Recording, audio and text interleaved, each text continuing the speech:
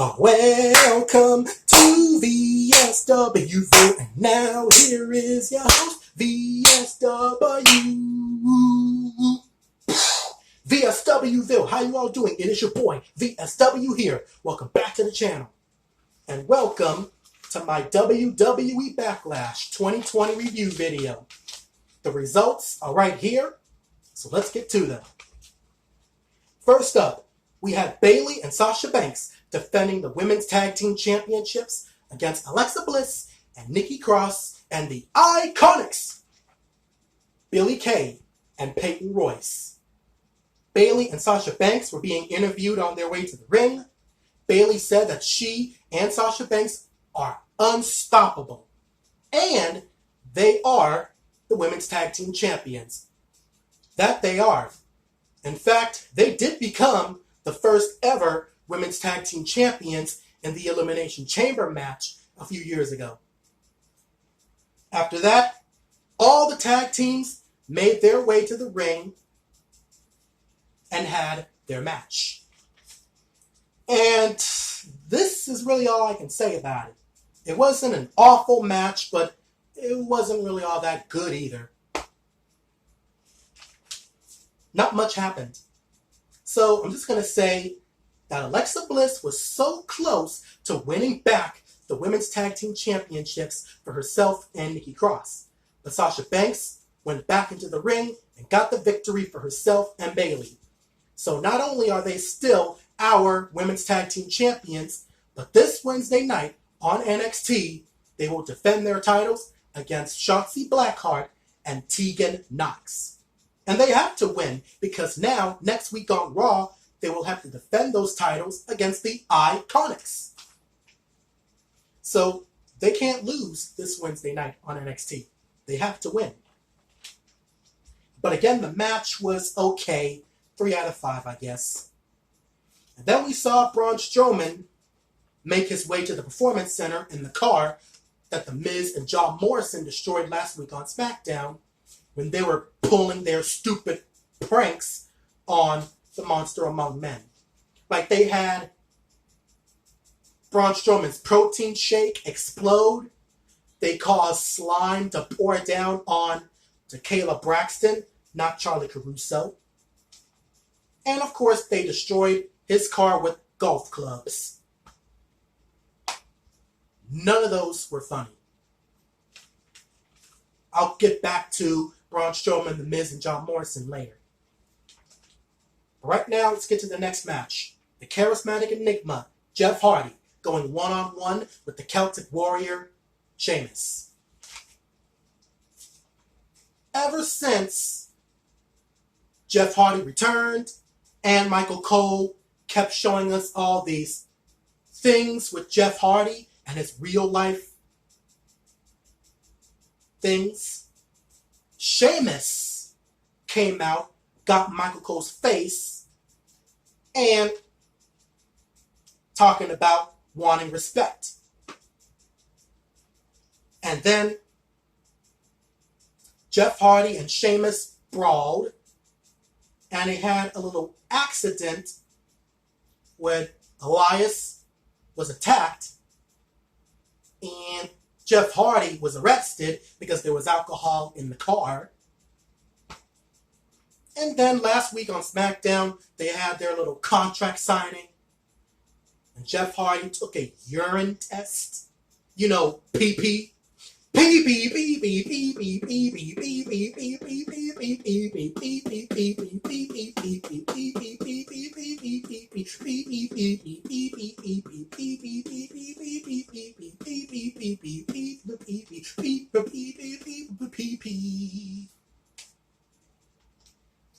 And then Jeff Hardy said that it's better to be pee off than pee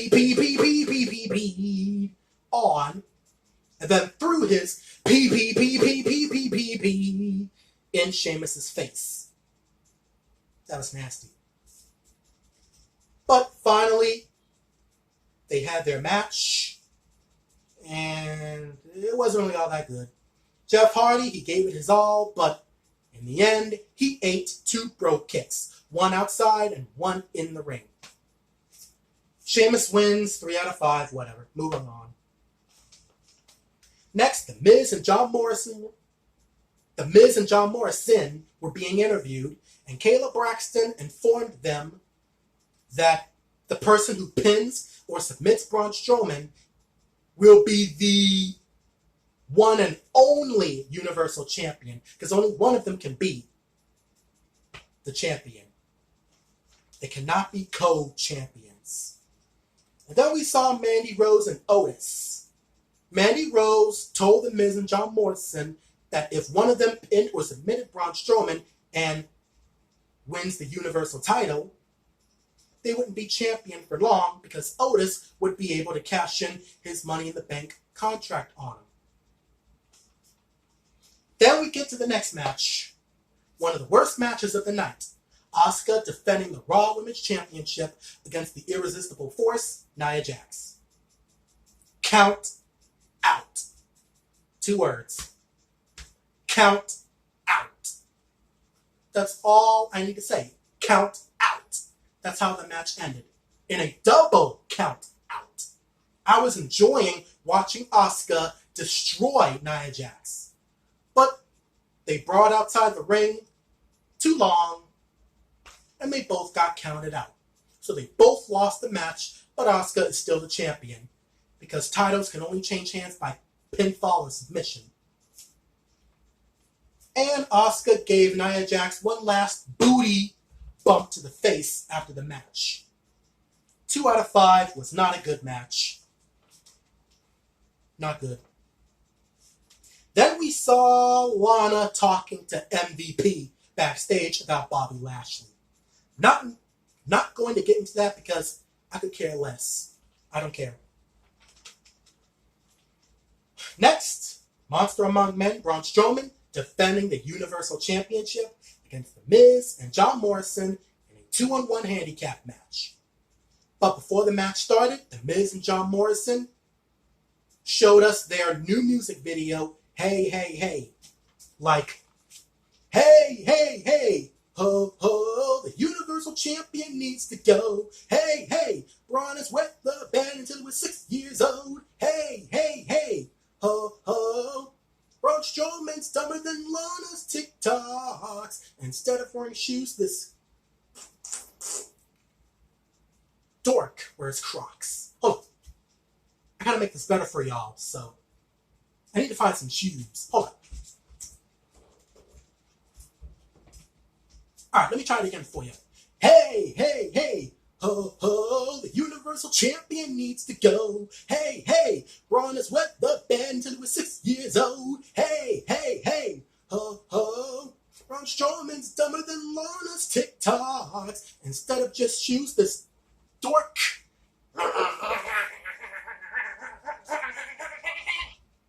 I will get it right for y'all. Hey, hey, hey, ho, ho, the Universal Champion needs to go. Hey, hey, Braun has wet the bed until he was 6 years old. Hey, hey, hey, ho, ho, Braun Strowman's dumber than Lana's TikToks. Instead of just shoes, this dork wears chalks. Chalks? That's not a word. Oh yeah, it is, chalks. But that's not the word. It's Crocs. Hey, hey, hey, ho, ho, the Universal Champion needs to go. Hey, hey, Braun has wet the bed until he was 6 years old. Hey, hey, hey, ho, ho, Braun Strowman's dumber than Lana's TikToks. Instead of just shoes, this dork wears Crocs. Ill. I don't know about y'all, but I kind of like this song a little bit. Maybe a little better than Miz and Morrison. Hey, hey, ho, ho. Miz and Morrison. Hey, hey, ho, ho. It wasn't an awesome song, but it was okay. I kind of liked it a little bit. And I apologize for doing it over and over and over again, but I wanted to get it right for y'all. I wanted to get it right. But to the match, it was awful, it was crappy, it was garbage, it was filth, it was poopy, poopy, poopy, poopy, poopy, poopy, poopy, poopy, poopy, poopy. That match didn't need to happen at all. 2 out of 5, garbage. Not going to waste any more of my time with it. Awful. 2 out of 5. Moving on. Worst match of the night. Next, we had Drew McIntyre defending the WWE title against the almighty Bobby Lashley. Before the match started, MVP came out. Well, he went up the apron and distracted Drew McIntyre long enough for Drew McIntyre to get locked in to the full Nelson by Bobby Lashley. But then finally the match happened and it was actually pretty good. Until Lana came out. Lana, Lana, Lana, Lana, Lana. And then Drew McIntyre causes Bobby Lashley to hit Lana and have her fall on MVP. And that gave Drew McIntyre the perfect opportunity to hit Bobby Lashley with the Claymore and retain the WWE title. 3 out of 5. Worst part about the match, Lana, of course, because she didn't need to be out there. Bobby Lashley, MVP, both walked out on Lana. Good. I would have done the same thing. And then we're supposed to see the Raw Tag Team Championship match between the Street Profits and the Viking Raiders, but never happened because they were so busy brawling. With bowling balls, axes, golf clubs. Ivar hit a strike on Montez Ford's. Hello!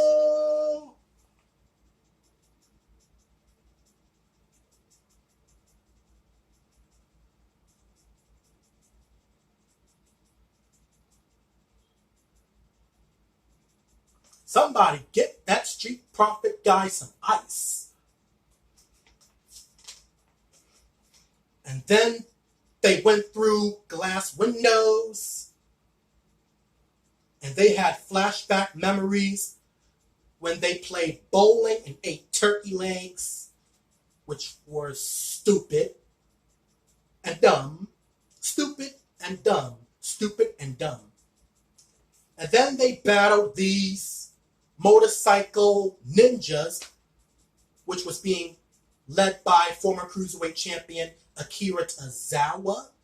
So Akira Tozawa is a ninja now, and he has this big black ninja giant.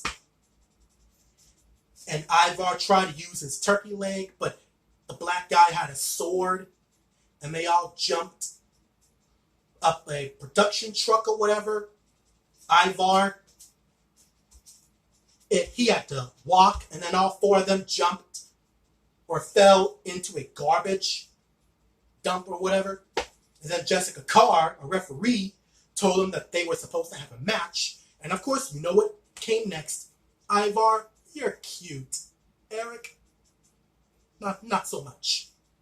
And I don't know why they keep saying that, because I'm just going to say it right now. Ivar's cute. No, he isn't. But they were also known as the Viking Prophets when they battled the ninjas. Well, I'm done wasting my time with that. Moving on. And then the match on the kickoff show, Apollo Cruz defending the United States Championship against Andrade Cien. It was a really good match. It shouldn't have happened on the pre-show, though. Kevin Owens was on commentary, which was really good. Apollo Cruz retained the title after Kevin Owens stunned Angel Garza, and Apollo hit his move on Andrade Cien. 3 out of 5, good match. And then the main event of the evening, Edge, Randy Orton, best match of the night. The so-called greatest wrestling match ever. They had these Madison Square Garden microphones. Howard Finkel did the introductions. And then WWE edited in the WWE Universe's chants. You know, the cheers, the boos, and the chants, stuff like that. Edge and Randy Orton pushed each other to the limit in this match. And they pulled so many finishers from other superstars, like The Rock's Rock Bottom, Eddie Guerrero's Three Amigos, Hola la Viva la Raza, Triple H's Pedigree, Kurt Angle's Ankle Lock, Kurt Angle's Olympic Slam, and so many others. Neither men would quit, and they whooped each other's booties for over 40 minutes. Over 40 freaking minutes. That's how awesome these two guys are. That's how tough these two guys are.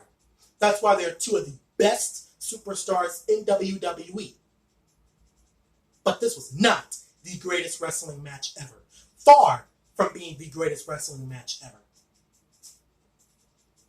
So many RKOs, so many spears. Both men kicked out of those moves. Wow. Unbelievable. But in the end, when Edge had Randy Orton locked in a submission move, Randy Orton did a knee low blow and hit him with a punt kick to finally get the victory. And then after the match, he told Edge to go home to his wife and kids and tell them that Uncle Randy said hi. Very good match. I'll give it at least a 3 out of 5, maybe a 4, but I'll just give it a 3. Overall, this year's Backlash gets a 4 out of 10. Best match, Edge versus Randy Orton. Worst match, Braun Strowman versus The Miz and John Morrison. Because that match had no reason to happen. No reason to happen. And that'll end my review for Backlash. What did you guys think about it? Did you like it? Did you hate it? What match did you like the most, the least? Let me know down in the comments below. If you enjoy this video, hit that thumbs up button, subscribe, join VSWville, invite all your friends to join VSWville. And as always, God bless, take care, stay safe. Welcome to VSWville. I'm a pro wrestling fan forever, and that's the bottom line. Why? Because VSW said so.